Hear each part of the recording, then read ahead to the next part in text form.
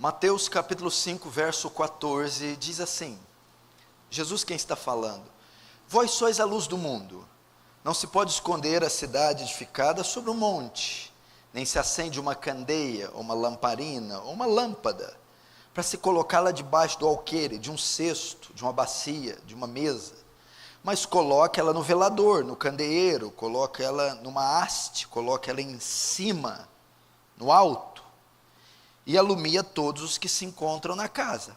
Assim também, assim como a cidade edificada e a lâmpada no candeeiro, brilhe também a vossa luz diante dos homens, a fim de que os homens vejam essa luz em forma de boas obras, e vendo as boas obras, glorifiquem a vosso Pai que está nos céus.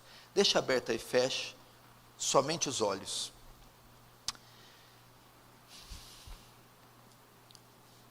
Pai Santo, eu sei que nesse momento nossos corações estão ansiosos, aflitos, por causa do acontecimento de nossa nação, um fato que pode mudar a história e os rumos dessa nação. Neste instante estão sendo apurados os votos para a escolha do chefe máximo da nossa nação. Nossa oração é a mesma, a semelhança do seu Filho. Faça a tua vontade, Senhor. Faça conforme o Senhor quiser. Deus, mas aqui neste culto, pedimos que o Senhor exalte o seu nome e a sua glória.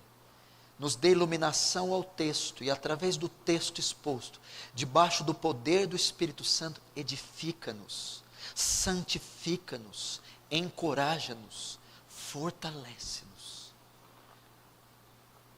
Porque nós queremos ver tua glória, Senhor. Queremos ser sal e luz nesse mundo perdido. Porque a esperança não está nas eleições, nem um candidato, em uma reforma política.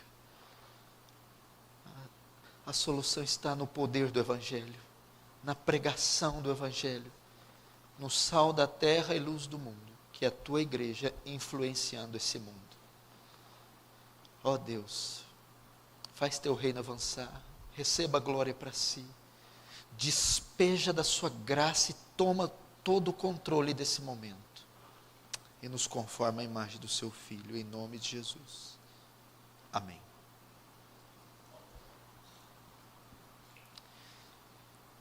Preste atenção aqui. Você sabe que agora nos domingos nós vamos, aqui está fazendo uma série de sermões, a exposição do Sermão do Monte, que está em Mateus capítulo 5, 6 e 7, vamos fazer a exposição de todo o sermão, de todos os 3 capítulos, versículo por versículo, até que Deus nos dê graça e o tempo nos permita fazer tal coisa. Para mais informações sobre o Sermão do Monte, é só você rever ou ver as outras mensagens que estão postadas no canal Defesa do Evangelho. Está lá a introdução do Sermão do Monte, está lá o que são as bem-aventuranças e a pregação de cada uma das bem-aventuranças. E nós, dando sequência no Sermão do Monte, domingo passado falamos da luz do mundo. Jesus parou diante de um povo desconhecido, simples, camponeses, pescadores, donas de casa. Parou-se diante deles e disse: vós sois a luz do mundo. Ele fez uma bombástica, estupenda declaração. Ele chamou aquele povo de luz do mundo. Vocês são a luz do mundo. Vocês são a causa desse mundo não se perder. A presença de vocês no mundo é a razão dele não se corromper de todo. Vocês são a causa de reterem e impedirem que o mal se alastre e propague por todo o mundo, por todo o mundo e numa escala inimaginável. Vocês são responsáveis. Cristo mostra que este mundo está apodrecendo se corrompendo, se degradando. Cristo mostra que esse mundo está em completa escuridão, ausente da verdade, alheio da verdade, perdido em trevas. E nós, os cristãos, vocês, são os únicos agentes capazes de brilhar sobre essa escuridão, de refrear toda essa corrupção, sendo sal e sendo luz. Ele faz essa estupenda declaração. Agora, passemos para o desfecho do sermão, para o desfecho desta parte do sermão, que é a luz do mundo. Ele disse então, nós dissemos no sermão anterior que somos luz, exercemos influência, brilhamos a luz de Cristo. Agora, ele parte para um outro ponto do sermão, as advertências de Cristo. Ele faz algumas advertências aqui, para nós que somos sal e nós que somos luz. Depois de declarar que somos sal e luz, Cristo faz advertência aos seus seguidores. Quais advertências são? É possível que a luz deixe de brilhar? É possível que um cristão genuíno perca suas características? É possível que o sal não salgue, não dê sabor? É possível que a luz não brilhe? É isso que está no verso 14. Vós sois a luz do mundo, não se pode esconder uma cidade edificada sobre um monte. Então o verso 14, Jesus declara isso, não se pode esconder uma cidade edificada sobre um monte. O que ele quer dizer com isso? É impossível ser crente, ser luz, e não brilhar, dar frutos. É impossível ser crente e não dar frutos. É impossível ser luz e não brilhar. É esta advertência que ele faz no verso 14, quando ele diz, não se pode esconder uma cidade construída, edificada, cheia de postes de luz, de tochas, em um monte, sem que ela seja percebida.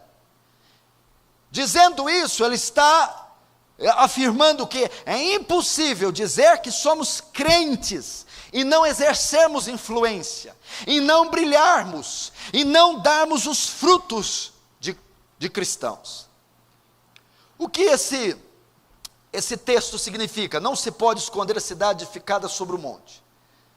Na época de Jesus, ali no Oriente, as cidades eram construídas em regiões montanhosas, em montes, em montanhas, e havia muitas vantagens de se construir uma cidade no monte. Por isso que Jesus faz uso dessa figura, para ilustrar o ensinamento aos discípulos.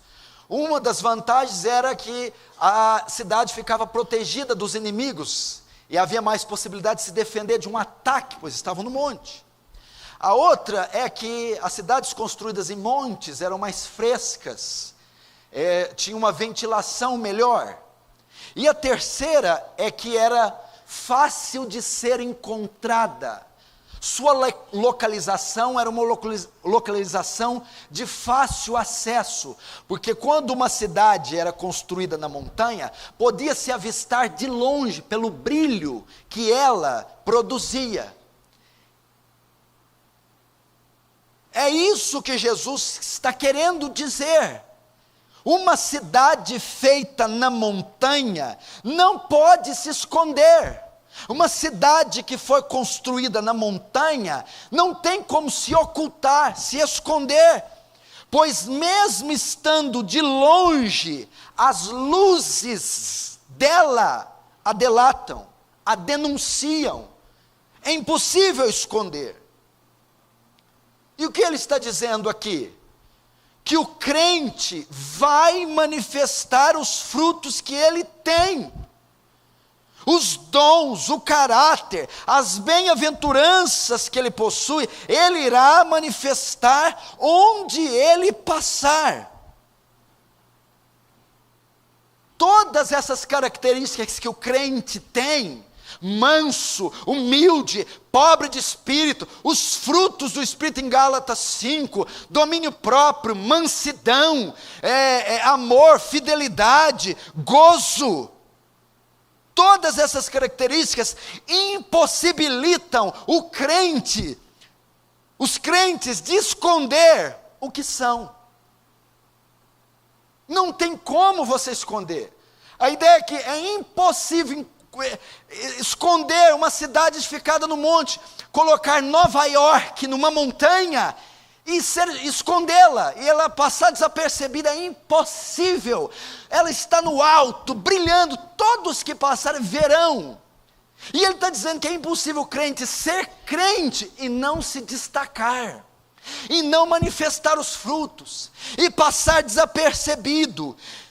Todas essas características impossibilitam o crente de esconder quem ele é.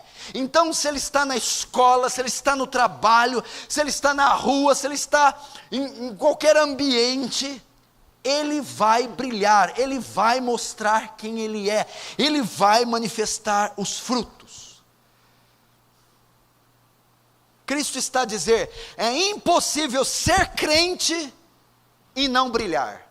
Se é crente, vai brilhar. É impossível ser crente e não manifestar os frutos de justiça, e não manifestar as bem-aventuranças.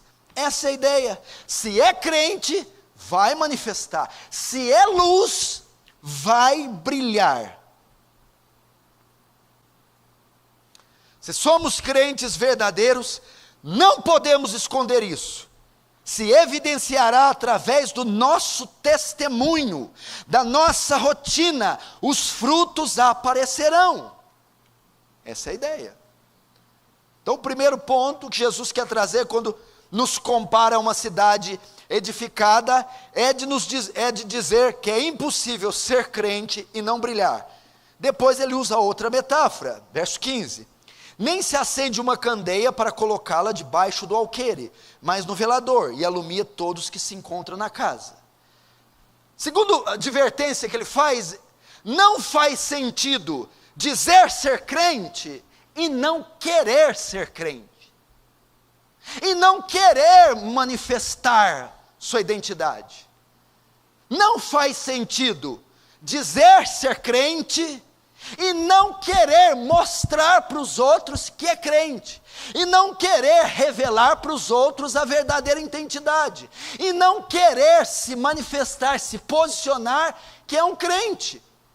É isso que ele está dizendo quando ele usa, não se acende uma candeia para colocá-la debaixo do alqueire. Ele está dizendo assim, seria tolice, insensato, alguém acender uma vela, uma tocha, e depois de acender, colocou uma bacia em cima. A ideia de quando alguém acende a lâmpada, aperta no interruptor, ou acende uma vela, uma tocha, quando ele faz isso, a intenção é que aquela luz brilhe, propague, se manifeste. Ninguém acende uma tocha e depois coloca um balde em cima. Seria tolice. Não faz sentido acender uma luz para logo cobri-la, para que seu brilho não resplandeça. Pelo contrário, Jesus está dizendo, quando se liga uma lamparina, não se coloca debaixo da mesa, se coloca numa haste, num candeeiro, num velador. Por quê? Porque a intenção é que ela brilhe e dissipe a escuridão e todos vejam a sua luz. Não faz sentido o crente dizer ser crente e não querer brilhar. Não faz sentido o crente ocultar quem ele é. Ou seja, todo aquele que diz que é crente, toda luz, o propósito da luz é brilhar. Ela quer brilhar, quer manifestar a luz. E o crente verdadeiro quer mostrar que é crente, quer dizer que é crente, quer manifestar as características do crente, quer revelar ao mundo a sua luz. Então é impossível que o verdadeiro crente não brilhe. Assim como as casas nos montes, vocês não podem ocultar quem vocês são.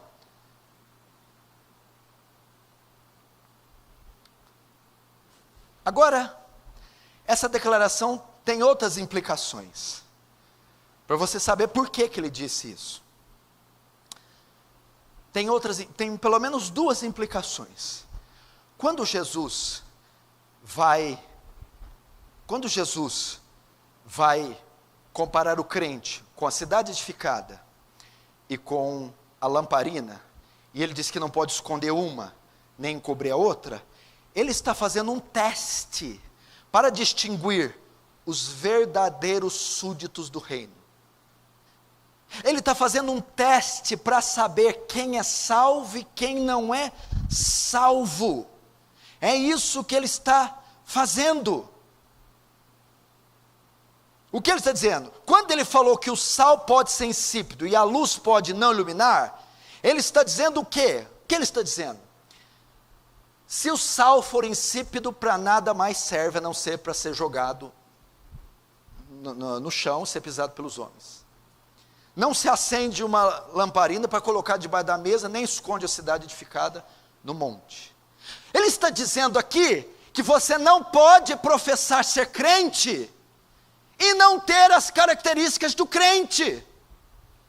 Sal, para ser sal, tem que ter características de sal. Crente que professa ser crente tem que ter as características do crente. Isso que está dizendo. Pode haver pessoas na igreja que se dizem ser crente, que se dizem ser convertidas, que se dizem ser salvas, que se dizem ser sal. Dizem, mas não têm as propriedades do sal. O que é isso? Não salgam, não influenciam, não restringem do mal, não refreiam a corrupção, não manifestam as bem-aventuranças. Então, ele não é sal, ele diz que é sal, mas não tem as propriedades do sal. Então, ele não é sal. Ele diz que é cristão, mas não tem as características do cristão. Então, ele não é cristão. As bem-aventuranças também são um teste da salvação. A mesma coisa a luz. Ele diz que é luz, crente. Mas Jesus diz, como pode você dizer que é crente e você está escondido? Tem jeito de esconder Nova York lá no vale, no Jardim Tropical? Tem jeito? É impossível. Então como é que tem gente que diz que é crente e fica oculta? E ninguém sabe que é crente. Diz que é crente, mas não brilha. As pessoas não sabem que é. Se Jesus está dizendo, é impossível que uma cidade feita no monte não seja vista. É impossível se escondê-la, é impossível. É impossível o crente verdadeiro não manifestar os dons e os frutos. Então, se tem gente na igreja que diz ser crente, diz ser luz, mas ninguém vê o seu brilho, ninguém vê as luzes, as lamparinas, os holofotes, ou seja, as características, ele não é crente. Ele não é crente. Quando Jesus fala da videira, em João capítulo 15, eu sou a videira, o meu pai é o agricultor. Aquele que está em mim e dá fruto, corta, poda, para que dê mais fruto. Aquele que não dá fruto, o pai corta e lança no fogo. Aí depois ele vai dizer assim, aquele que está em mim, esse dá muito fruto. O que é dar muito fruto? Quem está nele, prega muito, ganha muita alma, dá muito fruto, é isso? Não, aquele que está em mim, dá muito fruto. Aquele que está em mim, fica evidente que é salvo. Ele dá muito fruto, ele tem muitas características, é inequívoca a salvação dele. Ele dá muito fruto, é explícita a conversão, é explícita os frutos dele, as características, ele dá muito fruto, é inequívoco que ele seja salvo. Depois ele vai dizer, não se coloca uma lamparina debaixo do... Não se acende uma candeia, conversão, acender a candeia... Conversão, quando você se converteu, uma tocha foi acesa.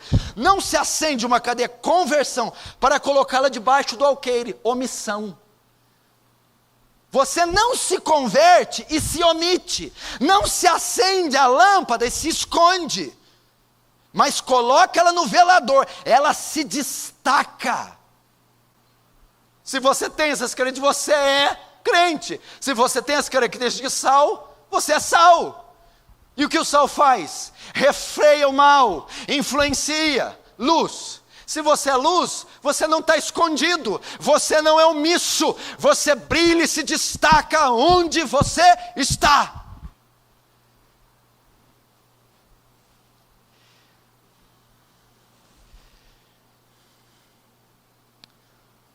Se você dizer que é crente, não tem qualidades de crente, você não é crente.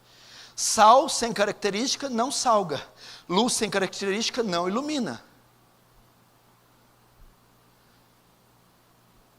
O que Jesus está dizendo, irmão? Se você é crente e não brilha, se você diz que é crente e não brilha, você não é crente. Se você diz que é crente e não salga, você não é crente. Está fazendo um teste aqui da salvação.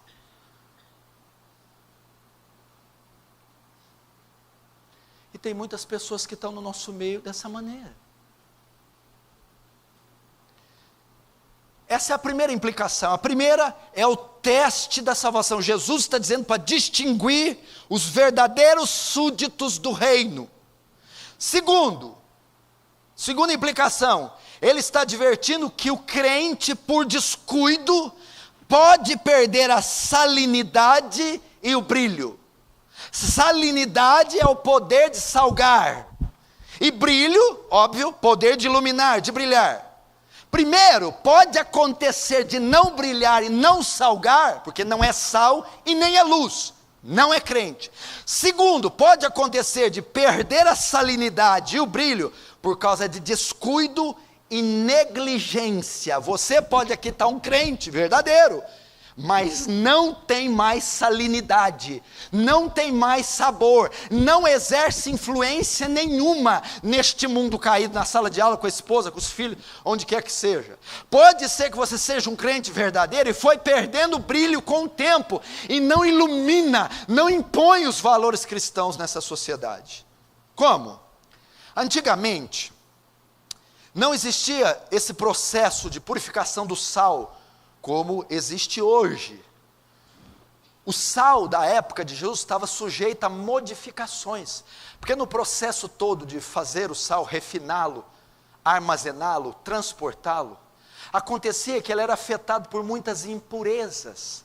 Ele estava exposto ao ar, ao sol, à chuva, e às vezes se misturava com barro, com areia, e as impurezas iam o quê?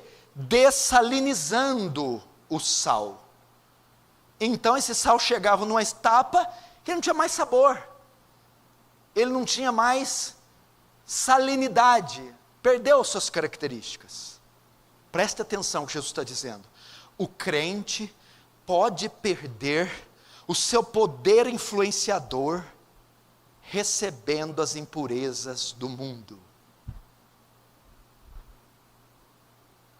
O crente pode perder seu brilho, ele pode perder sua salinidade. O que é isso? O poder de influenciar, a característica do cristão, o poder de refrear o mal, de dar sabor, o brilho, o fulgor, o destaque. Pode acontecer que, tendo contato frequente com as impurezas do mundo, ele vai se descaracterizando, vai apagando o seu brilho, ele vai dessalinizando, perdendo a salinidade.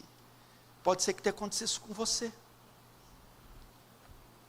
Pode ser que a primeira parte seja o seu caso. Nunca foi salvo, por isso que não salga, não influencia. Nunca nasceu de novo, por isso que não brilha. Porque não é o verdadeiro salvo. Por quê? Diz que é salvo, mas está escondido. Ninguém sabe, ninguém nota, não tem influência, não faz diferença na sociedade. Jesus está dizendo, não, se é uma cidade iluminando, todo mundo vai ver. Se não estão te vendo, então você não é essa cidade. Não é crente. Olha, eu nunca vi alguém acender uma lâmpada e botar um balde nela depois. Quando acende, a primeira coisa que vai, ela brilha, que até arde o olho. Se você diz que é crente e está se encobrindo, e ninguém vê seu brilho, é porque você não é crente. A segunda posição, a segunda implicação de Jesus é que nós, com o tempo, podemos perder nossa salinidade, nossa influência, nosso brilho. Nós temos que aprender aqui pelo menos 3 coisas nesse processo de dessalinização e de ofuscar o brilho. É um processo lento, pode acontecer com qualquer um e às vezes é imperceptível.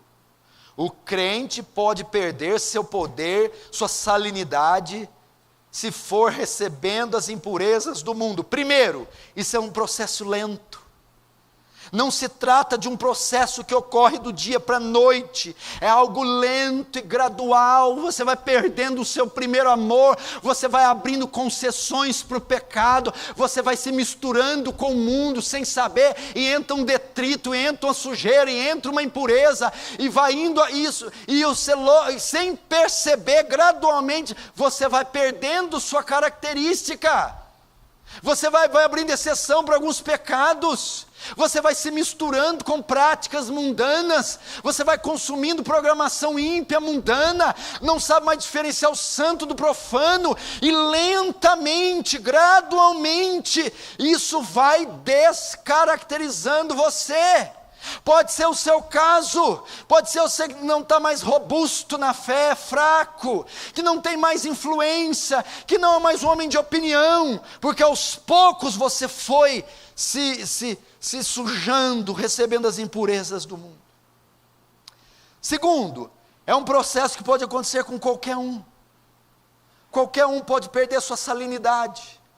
O novo convertido, os homens, as mulheres, os anciãos, os oficiais da igreja, os diáconos, os presbíteros, os pastores, os bispos, ninguém está alheio a este processo, ninguém é imune a esse processo. Pode acontecer com qualquer um que se descuidar. Se o sal vier perder o seu sabor, para que ele serve? Não tem cabimento esconder uma cidade no monte. Não tem cabimento esconder a lâmpada debaixo do velador, debaixo do alqueire. Isso pode acontecer, meu irmão.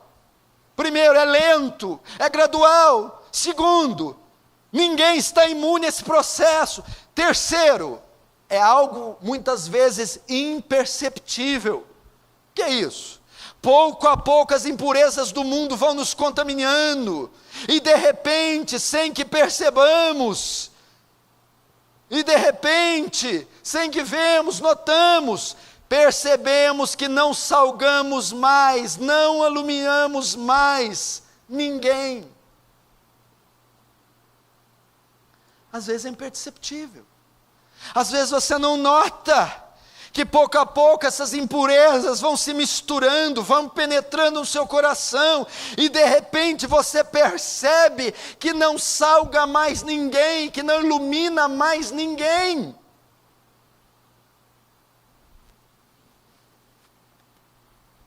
E o quarto, o resultado. O que Jesus disse? Para mais nada presta. Não temos utilidade alguma no reino, que Jesus está dizendo.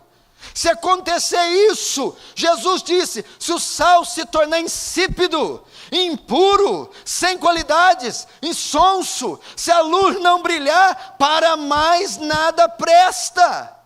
Para nada mais presta. Ou seja, o resultado disso é que não temos utilidade alguma para o reino. Sal que não dá sabor, sal que não salga, não presta para nada, tem que ser jogado no chão. E será que isso não está acontecendo com você, meu irmão? Será que não está acontecendo com você? Será que esse processo de dessalinização, Jesus advertiu, cuidado, o sal pode vir a perder o seu sabor. Como isso é feito? O contato com as impurezas, exposto ao ar, ao barro, à terra, ao sol, vão diluindo e perdendo aquela característica. Você talvez, meu irmão, pelo contato com o mundo, foi deixando se esfriar aqui, abriu a porta para um pecado acolá, se misturou com a coisa aqui, e aos poucos foi ofuscando o brilho. Os crentes não podem permitir que a luz deixe de brilhar no seu resplendor máximo em momento algum.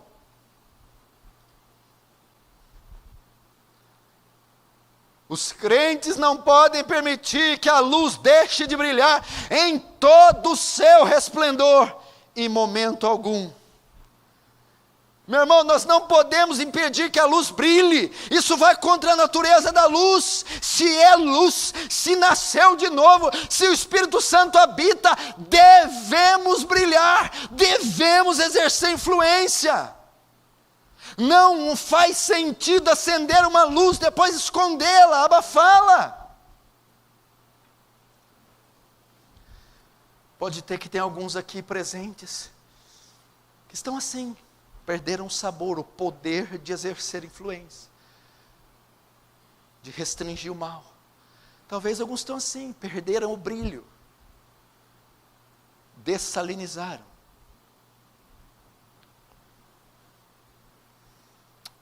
O que eu posso fazer para isso não acontecer? O que fazer para que o sal não se torne insípido? E para que a luz não perca o seu brilho? O que você pode fazer se esse é o seu caso? Eu vou ilustrar aqui pelo menos 4 coisas rapidamente que você deve fazer. E talvez elas sejam a causa de você perder o brilho. O que então eu posso fazer para eu não perder minha salinidade?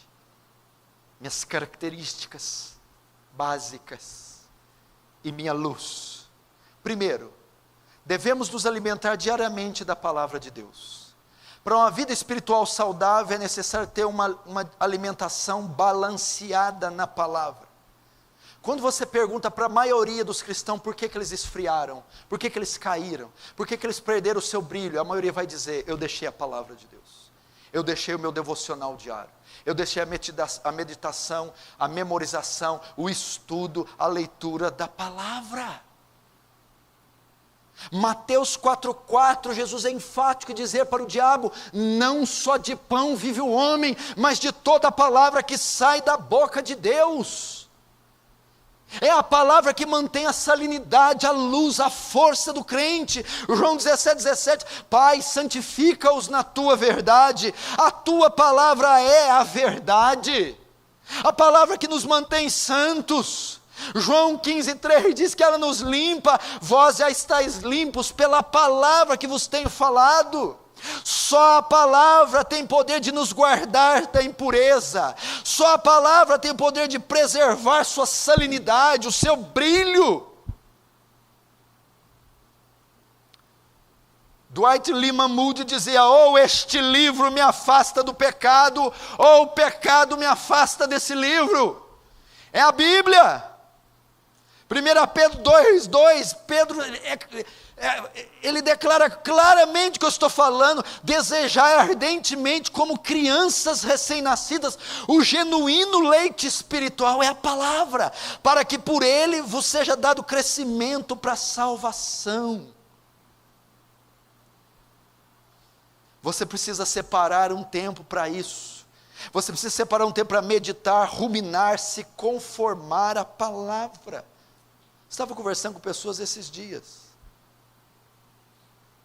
e eles me diziam, estão dizendo, toda vez que eu leio mais a palavra eu me santifico, me dá temor, me dá responsabilidade. A palavra causa isso. Então, primeira atitude para não perder o seu sabor: se alimente regularmente da palavra. Segundo princípio, para você não perder o seu brilho nem seu sabor: esteja constantemente junto ao trono da graça. Hebreus 4,16, acheguemo-nos, portanto, confiadamente, junto ao trono da graça, a fim de recebermos misericórdia e acharmos graça, para socorro em ocasião oportuna. Esteja constantemente diante do trono da graça. O que é isso? Mantenha uma vida regular de oração. Você precisa estar lá. Lucas 22:46, Jesus diz: orai para que não entreis em tentação, porque na verdade o espírito está pronto, mas a carne é fraca. Mateus 6,13, Jesus diz: portanto orareis assim: Pai nosso que estais no céu, santificado seja o teu nome, venha a nós o vosso reino, seja feita a tua vontade, assim na terra como no céu. O pão nosso de cada dia dai-nos hoje, perdoa todos os nossos pecados, e não nos deixe cair em tentação, mas livra-nos do mal. Não nos deixe cair em tentação. Oração, meu irmão. 1 Tessalonicenses 5,17, orai sem cessar. Efésios 6,18, orando todo o tempo no Espírito. Por essa razão perdemos nossa salinidade. Na primeira mensagem, o que eu disse? Que nós não temos luz própria, a nossa luz é reflexo da luz de Cristo. Ele é a verdadeira luz, correto? Se nós nos afastamos da luz, que é Cristo, se nós não estamos constantemente perante a luz, em oração nós vamos nos apagar, nós vamos perder nosso brilho. Terceiro, mantenha comunhão com o povo de Deus, mantenha comunhão com os santos, pelo menos em 3 esferas. Mantenha comunhão com o povo de Deus nos cultos, no ato de congregar. Mantenha comunhão com o povo de Deus na vida social, na vida conjunta, convívio diário. Mantenha comunhão com o povo de Deus nas atividades espirituais, orar, estudar a Bíblia.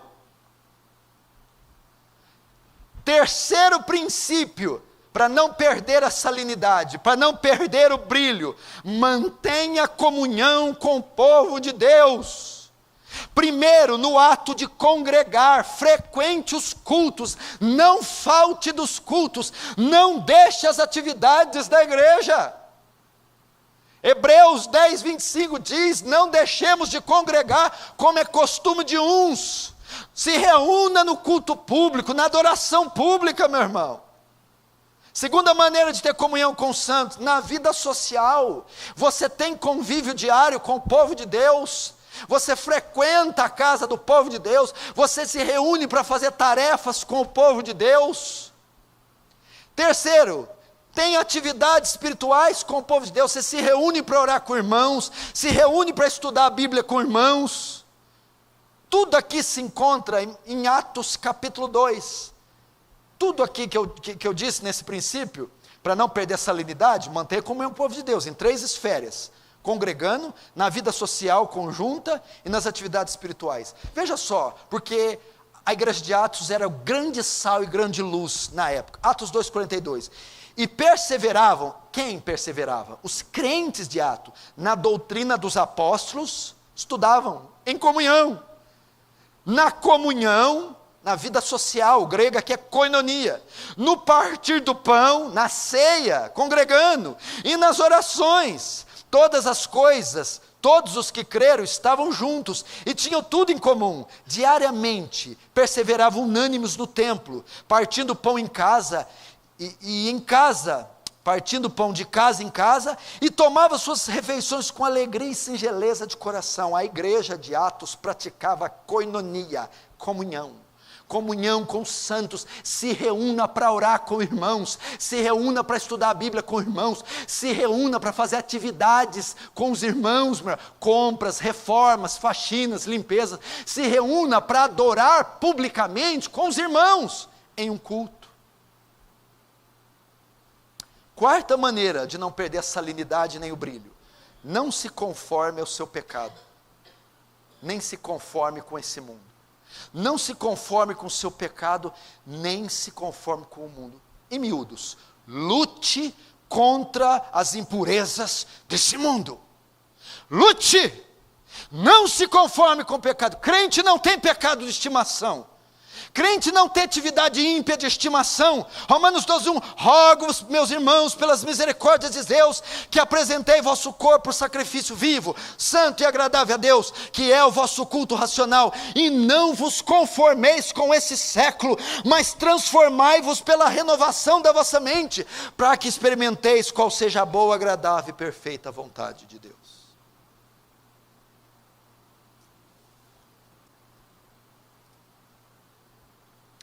É uma ordem que Cristo deu, que Paulo dá. Dessa maneira você não vai desalinizar. Só relembrando, tenha uma dieta balanceada com a palavra de Deus, nutra uma vida regular de oração, tenha comunhão com os santos, e não se conforme ao pecado nem ao mundo. Agora fim, verso 16. Assim brilhe também a vossa luz diante dos homens, para que veja as vossas boas obras e glorifique a vosso Pai que está no céu. Verso 16, depois de falar o que eu vou falar, mas não vou falar agora, eu vou falar depois, por isso que eu falei depois. Então você tem duas coisas aqui. E agora eu estou falando para duas classes de pessoas. Primeiro, aqueles que dizem ser crentes, mas não brilham, estão escondidos, estão debaixo de um velador, melhor, debaixo de um alqueire, de uma cesta. Ou dizem que são crentes, foram edificados no monte, mas ninguém os vê, os percebe. Dizem que são sal, mas não exercem influência. Pode ser um teste para mostrar. Pode ser não, é um teste para mostrar que pode ser que você não seja crente, não tenha nascido de novo. Pode ser. Como eu faço para saber? Veja se você tem as características do sal. Sal que é sal tem que ter as características do sal. Quais são as características do sal? Bem-aventurados os misericordiosos, bem-aventurados os limpos de coração, bem-aventurados os pacificadores, bem-aventurados os mansos, bem-aventurados os pobres de espírito. Se você não tem, você não salga. Se você não salga, não é sal, não é crente. Segundo, pode ser que você já teve um tempo de brilho, de influência, e agora vem perdendo gradativamente. O que é isso? Jesus advertiu que podemos perder nossa salinidade, nosso brilho. Quais as razões? As impurezas, as toxinas, as concessões que nós vamos fazendo com as coisas desse mundo e com esse pecado. Para o primeiro grupo eu digo a você, arrependa-se, arrependa-se, receba Jesus na sua vida. Pastor, eu sempre me declarei como luz, mas nunca brilhei de verdade. Eu sempre disse que era sal, mas não me lembro, não me recordo de ter exercido influência em momento ou sobre pessoa alguma. Se arrepende. Busque a conversão. O segundo, eu perdi meu sabor, tenho perdido gradativamente, tenho perdido a luz. Talvez foi o contato com as impurezas. Volte, resgate isso. Volte ao estudo da palavra, volte à vida de oração, tenha comunhão com os santos. Detalhe, comunhão com os santos, não é comunhão com gente da igreja. Você ter comunhão com gente da igreja não significa que você tem comunhão com os santos, não. Porque tem gente na igreja que não é santo, que não é crente. Comunhão com os santos é comunhão com gente piedosa. Você já ouviu falar aquela frase que o semelhante se atrai? Pode ver, irmão carnal na igreja, gosta de andar com o irmão carnal. O irmão carnal nunca gosta de estar com o espiritual. O carnal, aquele que só fala de política, só fala de futebol, só fala asneira, gosta de ficar com quem só fala asneira. Não interessa para eles assuntos elevados da eternidade, não quer saber disso. Para uma comunhão que possa te dar salinidade, procure os piedosos, os santos. E agora, por fim, Cristo dá uma ordem. Agora que ele explicou, agora que os ovos se fritaram, Cristo dá uma ordem dizendo: assim brilhe também vossa luz diante dos homens. Ele dá uma ordem. Aqui Cristo diz que os crentes devem, cientes, conscientes e deliberadamente brilhar. Cristo diz, esforcem-se para influenciar esse mundo. Assim também, o que quer dizer assim também? Assim como a cidade edificada no monte e a candeia, assim como elas brilham, assim como elas remetem fulgor, assim também brilhem vocês diante dos homens. Ele dá uma ordem, os crentes devem consciente e deliberadamente exercer influência. O que essa ordem implica? Manifestem o novo caráter de vocês nesse mundo, preguem o evangelho para esse mundo caído, testemunhem da sua fé neste mundo, reprovem as obras das trevas nesse mundo. Por que Jesus disse isso? Porque nós estamos aqui para isso. Eu vou te fazer uma pergunta, por que nós, depois de convertermos, já não vamos para o céu? Por quê? Por que eu não me converto hoje e amanhã eu vou para o céu? Por que a gente converte e tem que ficar aqui? Já parou para pensar? Por que nós nos convertemos e não vamos no dia seguinte para o céu? Por que Jesus nos deixa aqui? Nós nos convertemos e ficamos aqui para nós influenciarmos positivamente esse mundo. É por isso que o Senhor nos converte e nos deixa aqui, e não nos leva de imediato para o céu. Nós estamos aqui para influenciar positivamente esse mundo, sendo sal e sendo luz. E aqui ele dá a ordem, assim como a cidade e a tocha, brilhe também vossa luz diante dos homens, manifestem o novo caráter a esses homens. O que quer dizer brilhar diante dos homens? Dar testemunho de Deus, dê testemunho da existência de Deus, meu irmão. Segundo, refrear o mal, isso é brilhar. Terceiro, influenciar os homens. Quarto, conduzir os homens a Cristo. É isso que Jesus está dizendo. Exerçam influência. Agora, como brilhamos? Como é que essa luz se manifesta? Como são as características dos raios dessa luz?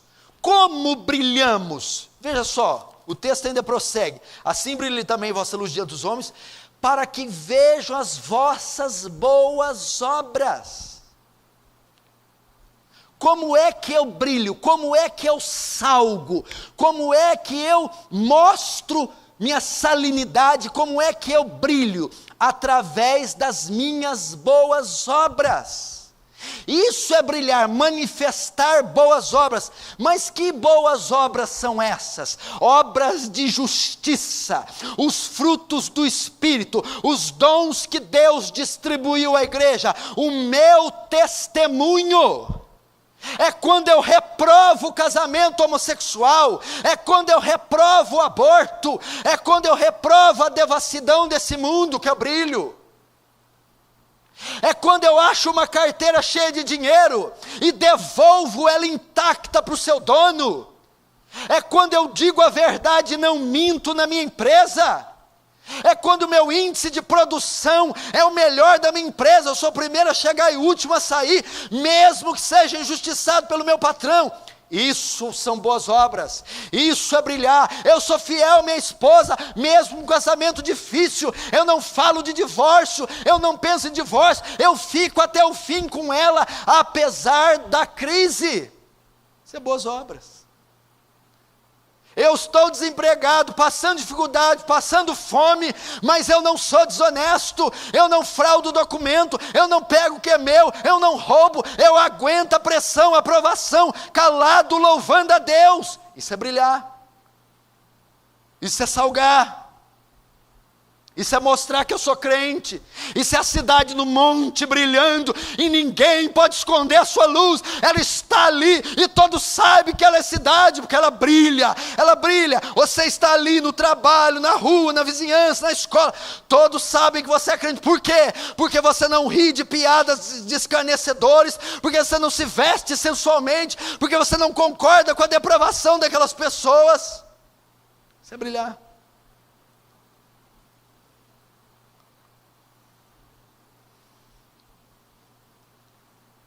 Essas são as boas obras. É assim que brilha. É votando contra essas leis que confrontam a palavra e a verdade de Deus, é se posicionando na sociedade contra tudo que é anti-Deus. Isso é brilhar.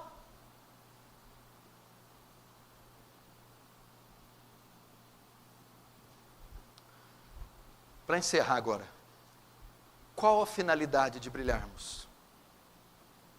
Para que brilhamos? Para que ele quis nos fazer sal?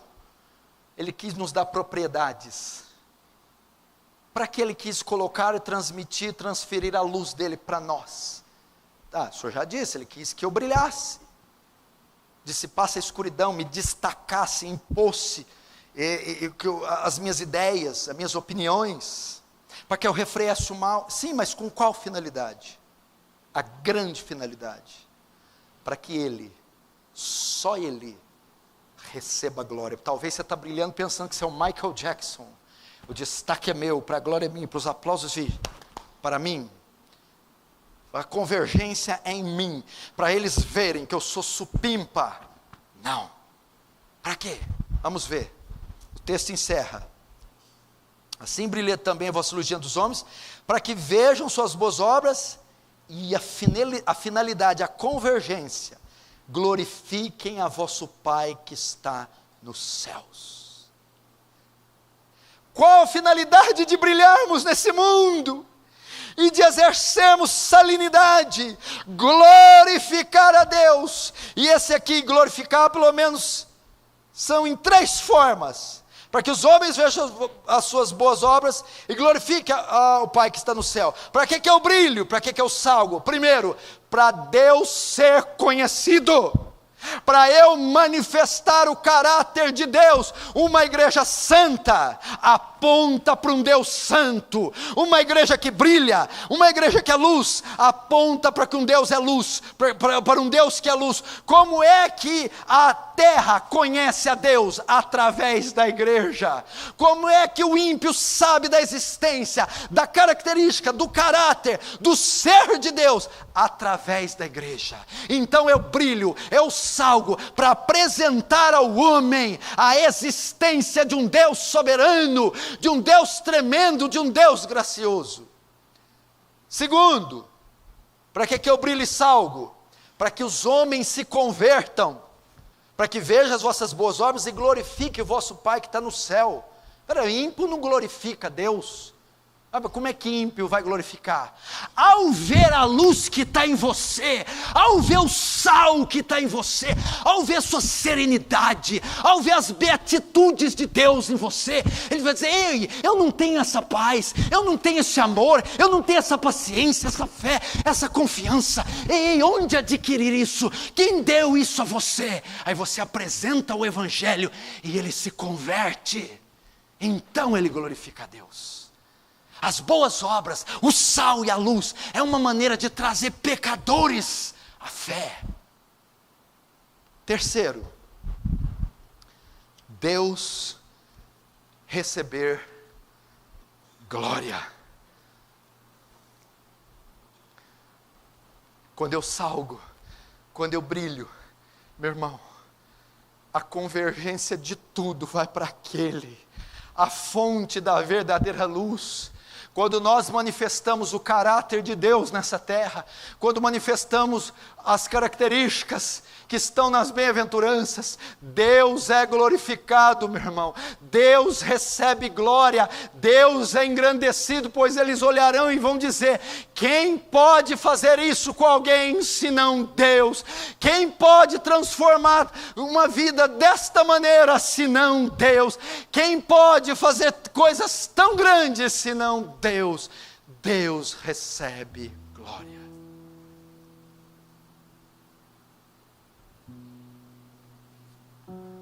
Deus é glorificado.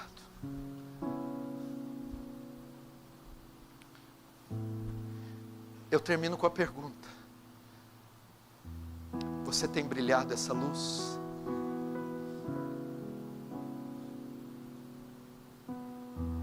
Você tem exercido influência onde você está?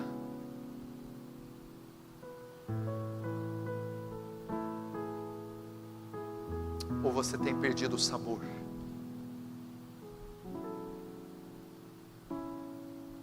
Você sabe que outra coisa que tem aqui, porque os desdobramentos do Sermão do Monte são incríveis, são muito grandes. Sabe o que tem aqui também? O sal tem propriedades tão incomuns que faz o sal ser distinto de tudo, e a luz também. São elementos distintos, você não encontra nada igual ao sal, nada igual à luz. Quando Cristo nos compara a sal e luz, Ele está falando assim: vocês são distintos de qualquer outra categoria de pessoa na terra. Vocês são distintos. E sabe o que eu fico pensando, querido, caro irmão? Nós somos tão iguais ao mundo. Quando você fica bravo, que jeito que você fala com sua esposa? Não é igualzinho o vizinho endemoniado? Quando você fica sem dinheiro, você não faz igual ao outro? Pede empréstimo, faz lambança. Quando saem as modas na TV, na malhação, você não se veste igual? Mas esses homens de calcinha apertada, você não tem vergonha? Nós devíamos ser distintos. Eu, quando tenho uma crise, eu não trato a minha esposa, uma crise no casamento, eu não vou tratar a minha esposa igual o espírita, o macumbeiro, o ateu, o muçulmano. Eu sou distinto dele. Quando eu ficar com dívidas, com dificuldade financeira, eu não vou ter atitudes como do ímpio. Eu não vou sair fazendo financiamento, empréstimo, devendo, sujando o meu nome. Não é possível. Eu sou distinto dele. Quando eu for solteiro e tiver atração sexual, desejo por mulher, carência, eu não vou fazer como os outros. Somos distintos. É isso que impressiona o mundo. É isso que quebra as rótulas do mundo e põe de joelhos, porque eles veem que nós somos distintos. Nós, em situações semelhantes a deles, temos posturas distintas.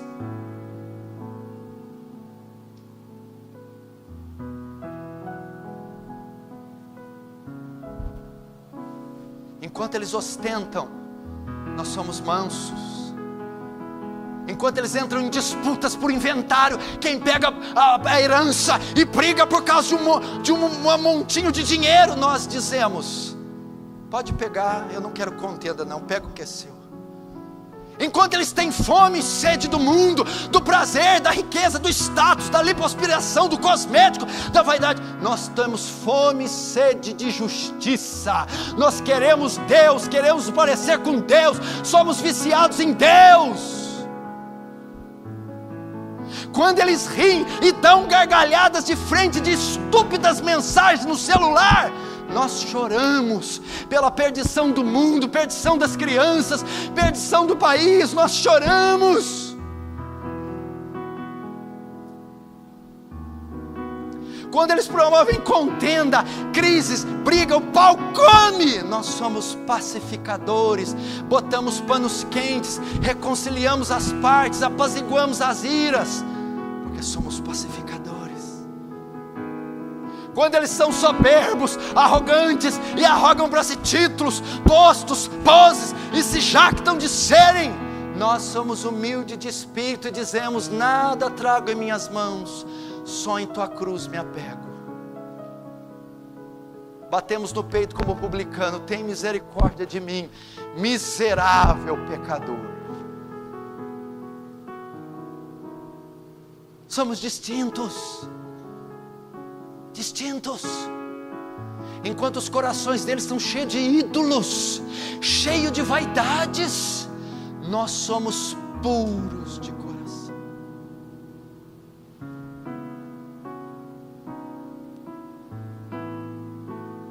Então, quando eles veem isso em nós, o mal está sendo refreado,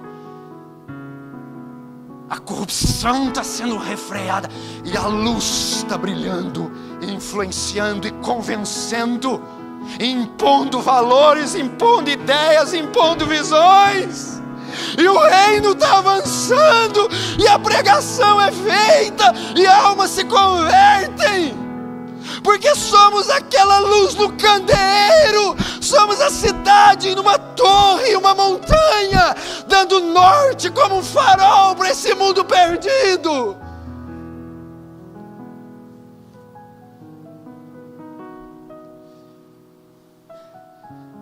E eu encerro dizendo: você é distinto, você usa seu dinheiro, sua roupa, sua boca, a internet de forma distinta do mundo.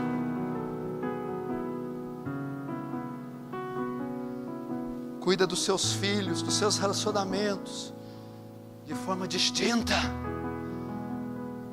Se você assim fizer, você é salvo. Você está cheio de salinidade, você é luz, você está brilhando, você é crente. Se você não está fazendo isso, duvide da sua conversão. Você não é salvo, nunca foi salvo, só carrega o nome de salvo, o título de salvo, mas não sabe sequer o que é ser salvo. Ou pode ser que você deixou as impurezas da internet, das paqueras, dos relacionamentos, do dinheiro, das vaidades, tirar sua salinidade e ofuscar tua luz. Para essas duas coisas, vamos curvar a cabeça e fechar nossos olhos agora. Eu não quero passar história, Deus, sem deixar um marco. Eu quero dizer: combati o bom combate, acabei a carreira, guardei a fé.